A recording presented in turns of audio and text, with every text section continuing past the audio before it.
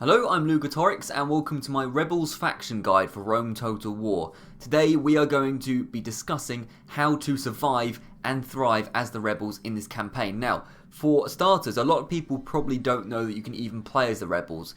They are a playable faction. You have to do a little bit of editing of data files and that kind of thing. I made a video about how to unlock the rebels and also the other quote-unquote non-playable factions.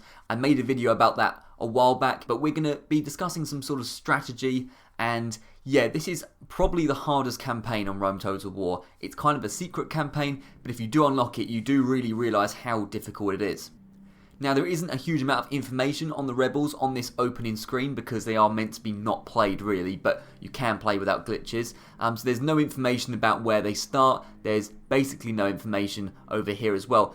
In terms of where they start, well, it's kind of all over the place. They have settlements dotted around everywhere. We have a few settlements in Ireland, a few settlements in the Middle East, a few settlements up here, but there is no one consolidated empire. The rebels, of course, consist of all the settlements that don't belong to a proper faction.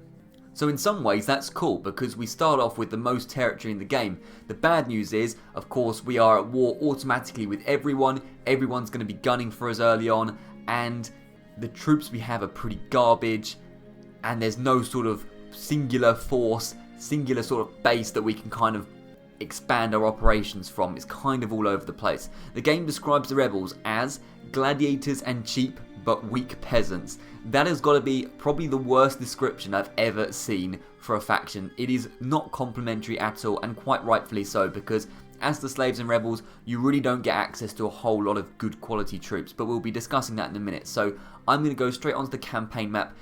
We're kind of all over the place. Now, I've turned the fog of war off just so you can see kind of what's going on. It makes it a little Tara, but we also have a few settlements over here, some up in the north with the economy. Now, I played the first, we're playing the game normally with a normal faction, and you had the looking too good. We are projected to lose 4,100 denarii a turn, so within 3 turns, we'd be bankrupt with a huge amount of settlements and basically no garrison, and we'd be pretty screwed. So you need to, very, very importantly, you need to sort of reverse that debt that you're going to be going into.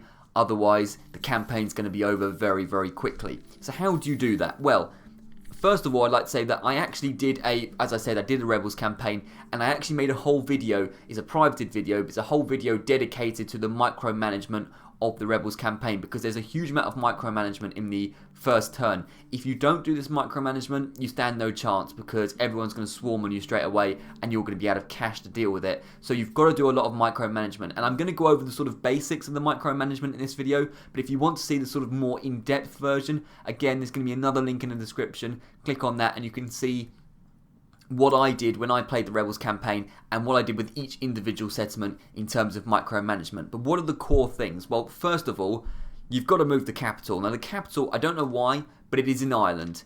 I have no idea why it is out over here. There are several reasons why you don't want it to be over here. First of all, it's on the edge of the empire, so in terms of public order and all that, it's going to have no effect on places like Dumarth or anything like that. Always in the Rome Total War campaign, you want to have your capital right in the centre of the empire if you can, because then it affects the most settlements. Over here, it's doing basically nothing, and it's also a rubbish village, so it's not going to be generating any money. It's pretty useless. It's not going to be attacked, really. Yeah. So you don't want the capital to be Tara. I'm probably going to move it to Athens to start off with. Athens, one of the few cities you've got with nice walls along with Halicarnassus. This is a city you want to keep. So I'm going to move the capital over to Athens straight away. Like so, and that's going to improve the economy, should improve the economy already a little bit. Let's have a look at the financials. Already, that 4,100 debt has been reversed, and we're now making a 1,800 profit. With like 2 clicks of a button, we have all but solved the economic trouble that we're in. Not completely, because trust me, we're going to need to spend some money, but actually, that's a pretty good start. So that's definitely the first thing I'd do.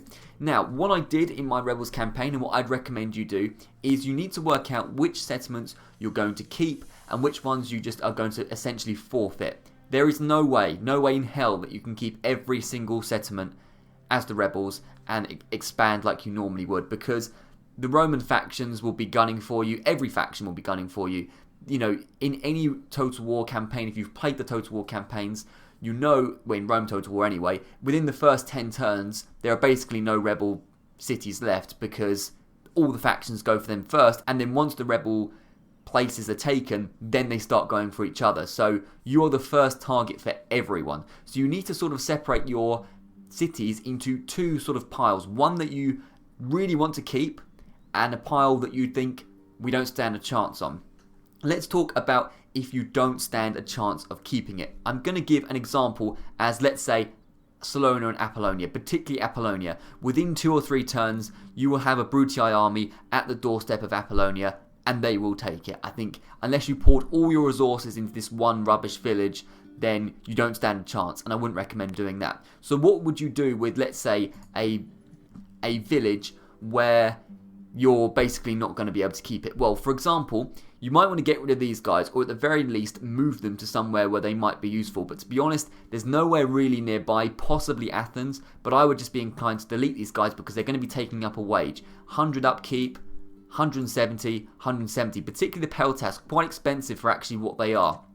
So really, that's probably not a good idea to keep troops in a settlement that they're just going to die in a few turns anyway. There's no point paying their wages if they're going to die soon. As cruel as it is, that's how it goes. Let's have a look at another settlement, for example, that we're unlikely to keep. And I'm going to say, for example, Lugdunum. Now, Lugdunum, small town, it's going to be taken by the Gauls, and if it isn't taken by the Gauls, it's going to be taken by the Julii pretty soon. So what you can do, for example, is if you feel like Lugdunum is going to be taken, just get rid of the muster field and you get a bit of money, 200 denarii. That's even more money that you can actually use to save the few settlements that you want to keep.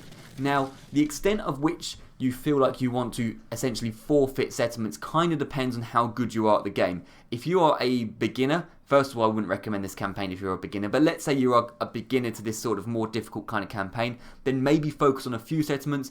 If you're more of an expert, you can try and keep settlements like Lugdunum if you feel like you're confident in doing so. But Lugdunum, I don't think there's any chance we're going to be able to keep that, so I'd get rid of the buildings. You kind of get the idea. Also, for these settlements, you want to bump up the tax rate as much as you can, because if they're going to get, taken anyway, you might as well leech them for all the money that they have at the moment, and then again, that's going to be raising the finances, which is really good.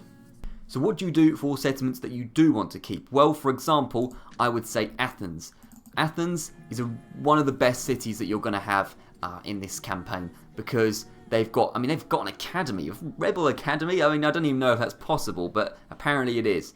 And, you've got barracks, which is very rare. Most of these settlements that you have will not have any buildings of any sort. In terms of recruitment, you can actually recruit Militia Hoplites. You've got a few Militia Hoplites in there. So make sure you keep these units. Make sure that you are building the buildings here and making sure that you're not building stuff over, up in flipping Russia or whatever, where it's not going to be used. Focus on the few settlements that you want to keep. And then comes the sort of wider strategy kind of thing. What is the strategy for the rebel campaign? Well, really what you need to do is you need to focus on a few areas. You can focus on one area if you're less confident, or multiple areas if you're more confident. And you need to focus on these areas to expand from. Now, the one that I would recommend most of all is this area. Turkey and the sort of Greece region, because you've got Athens, you've got Halicarnassus, which I think in terms of garrison is one of your stronger settlements, so that's really good. You've got Nicomedia and Syra and Byzantium, so you've got a sort of nice little stronghold over here. And what you want to do, you want to focus a lot on keeping these settlements, recruit as much as you can, get the buildings, get the walls, whatever, invest in this area. Try and solidify it and then quickly start to pounce on factions before they pounce on you. You do kind of need to be aggressive, but not overly aggressive this campaign. If you're not aggressive at all, then you're just going to be completely trampled over very, very quickly. But if you're too aggressive, then you're going to just lose cities because you're going to have a lack of garrison to keep up with what you're actually expanding into.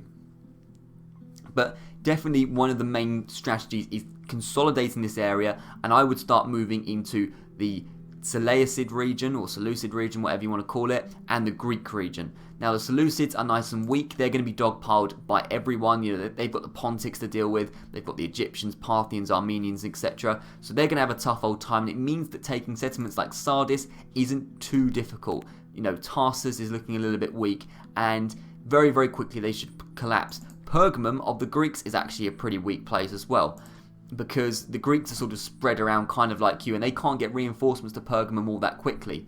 So that means that actually, within a couple of turns, if you take Pergamum and Sardis, let's say, you've got quite a nice little sort of stronghold over here, including Athens, where you can sort of build from. This area as well, particularly the Greek region, is one of the most economically profitable regions in the whole game because it's on the Mediterranean coast. You get a lot of sea trade, and that's great. And bear in mind, you can't really be getting alliances and trade deals with other factions because you don't have much in terms of diplomats or anything like that. So any sort of trade that you can get, you've got to take advantage of, and that's why you need to be focusing on this region as opposed to the area just north of Scythia, because these settlements are just god-awful and useless, and they won't make you any money for a million turns.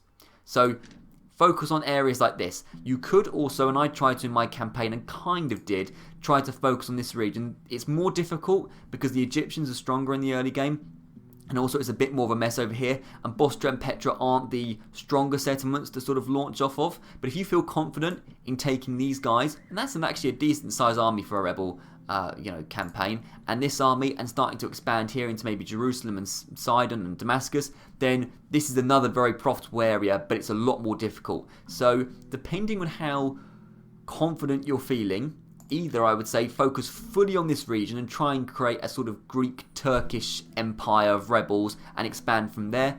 If not, then maybe you feel more confident. You can try and get a couple of regions, maybe over here, maybe in the north of Italy, and try and harass the Romans a little bit, but it kind of depends on your skill level. For your first time playing the rebel campaign, probably just focusing singularly on this region is the best idea. In my campaign, I tried to focus on too many regions, and that kind of was my downfall. I didn't do terribly, but that was kind of my downfall. I think if I did it again, I would focus purely on this region, or mostly on this region, and try and expand from here. But it's kind of up to you, really. Now, what are the good things about the Rebel campaign? Well, first of all, public order is not an issue because, of course, in the main game, if you have a settlement that goes red, the face goes red because they're being taxed too high or they're just not happy or whatever, then after a while they'll rebel and the rebels will take hold of the settlement. Well, of course, in this campaign, you are the rebels, so they can't rebel. So it means you've got a lot of power. You can bump up the tax as much as you can, and that does help with the economy. And if you follow the steps that I've already said about sort of leeching money off the settlements that you're not going to use and sort of investing in the settlements that you are going to use, actually within a few turns money isn't too much of an issue anymore if you sort of spend it wisely. And in my campaign, if after my sort of micromanagement in the first turn, actually we were making quite a lot of profit, even though originally we were projected to lose 4,100 denarii per turn. So money isn't too much of an issue because you can just bump up the tax rate, which is quite good. But bear in mind, you have got a lot of settlements to maintain, and they're going to be lost very quickly because obviously the factions are going to be going for them, and then that means that there's a lot less sort of income that you're going to get very, very quickly because the amount of sources of income is going to be reduced within the first few turns, and that's kind of an inevitability. What's also good about the whole rebelling thing is that if, let's say, for example, the Macedonians are having trouble with Corinth and they're having public order issues and they allow it to rebel, that's a free city for you. That is perfectly a plausible strategy that you can actually try and get other settlements, other factions to rebel, and they'll just join you. So what could happen is if you click end turn, you could just find out that, oh, we just got Corinth out of nowhere. That's nice because they've rebelled and it becomes into your property. So sometimes you can essentially just sort of win settlements out of nowhere, which is really good, really handy. Now, it's not all that common because particularly on harder difficulties, the other factions are quite good at maintaining public order, but it certainly is possible, so that's quite a good thing indeed. Another thing is that you need to go around after every end turn and look around and see what armies you have on the field, because armies can spawn out of nowhere, or rebel armies can spawn out of nowhere. Again, let's say, I don't know, let's use the Scythians this time. They bring an army out of Tanais and they start walking along and then they rebel, because that can happen. Then that's now your army and you now get to control them and they join you. But also rebel armies can just spawn. If you've played Rome Total War, you'll know this. It's quite annoying, in fact, if you're not the rebels. And that rebel armies just spawn out of seemingly nowhere. If they do spawn out of nowhere, that's a new army for you. You don't have to recruit them. You don't have to do anything. They'll just spawn. And that is good because you seriously need a garrison in the early game. If you look at what you can recruit as the rebels, it really isn't a lot. What you can recruit is based on the culture of each settlement. So for example, over here in Halicarnassus, you can recruit, that's a bad example, sorry about that. Over here in Athens, you can recruit hoplites, because hoplites is a sort of Greek kind of unit, yeah?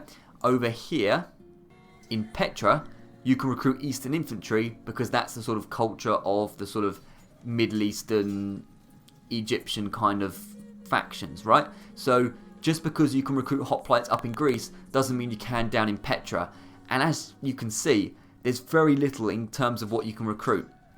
In Petra, very, very little. Bostra, nothing at all, which is why you're very likely to lose this kind of settlement. But even in Halicarnassus, just peasants, unless you get, the barracks or whatever. But in the early game in particular, you can recruit basically nothing. And even if you do upgrade the buildings, sometimes they do nothing and you won't get anything at all. So really, you need to be very focused on looking at what armies are around, and when you click end of turn, go across the whole map and try and see if rebel armies have spawned, because you can't recruit a whole lot, and what you can recruit is pretty garbage. You're going to be using a lot of Militia Hoplites, and they're not the greatest unit in the world, particularly on very hard difficulty. I've had a lot of trouble with Militia Hoplites before because they just break over nothing.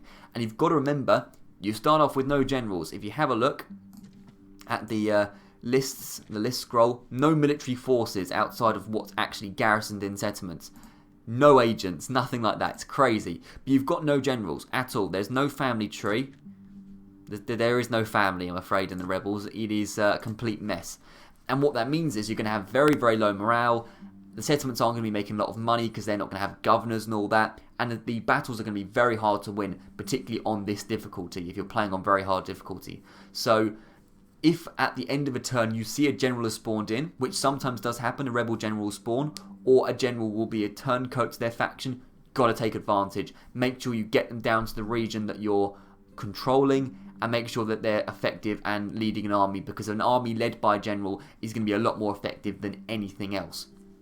But a lot of the time, let's say you had a rebel army spawn up here, they're going to be completely useless, so you might as well just get rid of them so you're not paying their upkeep. So again, not only do you need to make sure that you're looking for the rebel armies so that you can potentially use them, but actually sometimes you want to make sure that you're not paying their wages if you don't want them, and just disband them if that's the case. So I've tried to think of sort of everything I can say. There's a lot of information. Again, I would recommend watching my Rebels campaign, and actually Melkor, who is a friend of mine, he's doing a Rebels campaign at the moment, so maybe you could check out both of them and you can see sort of what we did to try and survive. But essentially, choose areas where you want to maintain. I would recommend this region in particular, and try and expand from them. Don't try and do too much. Don't try and invest in settlements up here in the garbage land. Sorry if you're from this region in real life, but in Rome Total War it's not that great. Really focus on the valuable areas and make sure that you have some sort of base nice and early. I would recommend taking Pergamum and Sardis nice and quickly if you could, and then you've got a nice sort of base of operations around here. Make sure you keep the economy afloat. Again, look at my micromanagement video if you want to do that.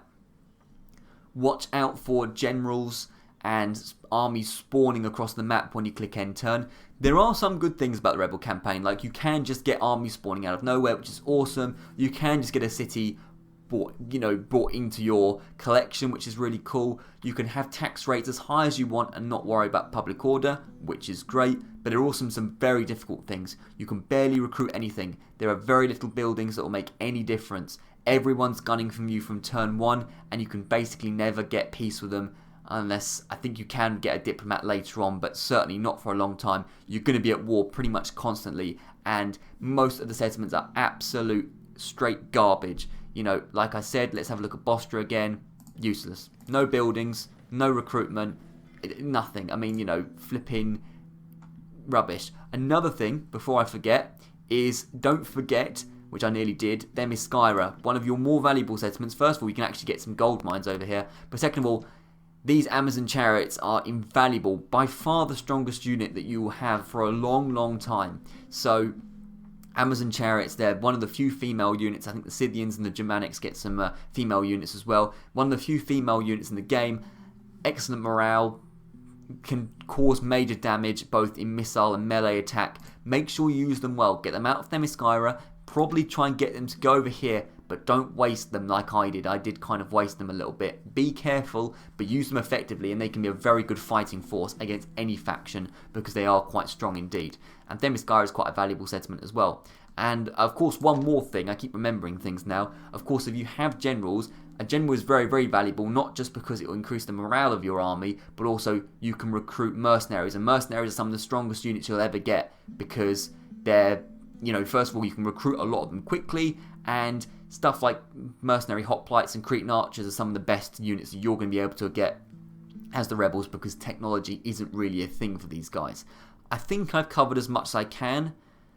As I said, if you want to know any more information, go to my videos, and I've made stuff on the Rebels campaign. But I hope this has been kind of useful if you're, kind of thinking about doing this campaign. It is a fun one. It is also one of the hardest. But anyway, thank you very much for watching. I'll see you around.